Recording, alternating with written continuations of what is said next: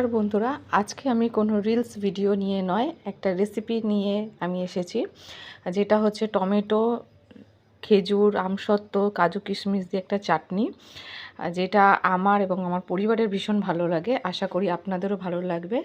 যদি আপনাদের এই রেসিপিটা ভালো লাগে, ট্রাই করে দেখতে পারেন। আমি তার জন্য আগে টমেটোকে ভালোভাবে ধুয়ে কেটে নিয়েছি।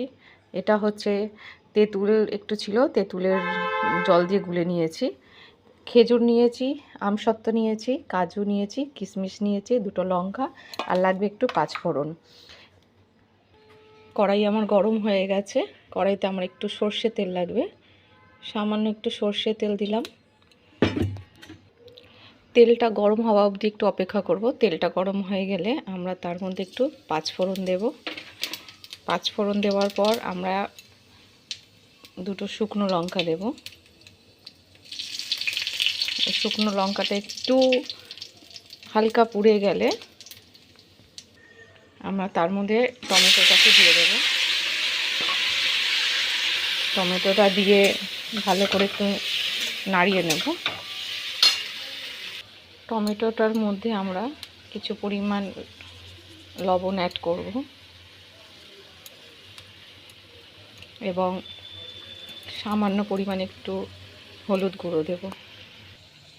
দেওয়ার পর আমরা একটু ভালো করে খুন্তি দিয়ে এটাকে একটু চালিয়ে নেব।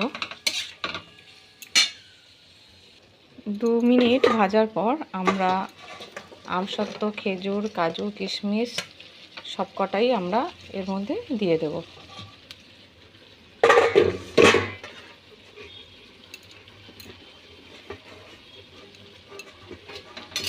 দিয়ে আবার ভালোভাবে আমরা খুন্তির সাহায্যে এটাকে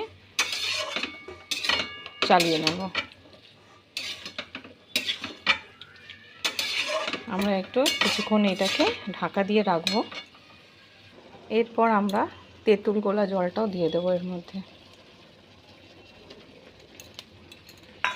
এই তেঁতুল দিলে স্বাদটা আরও খুব ভালোভাবে আসে। 250 মতো চিনি নিয়েছি, চিনিটা এর সাথে অ্যাড করব।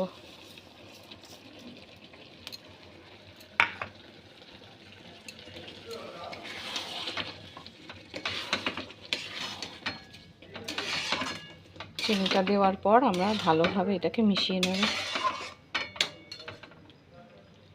ফ্লেমটাকে আমরা লো করে আমরা একটা ঢাকার সাহায্যে এটাকে ঢেকে দেব। 10 মিনিট পর দেখুন এটা পুরো সম্পূর্ণ তৈরি হয়ে গেছে। গ্যাসটাকে অফ করে এটাকে ঠান্ডা হওয়ার পর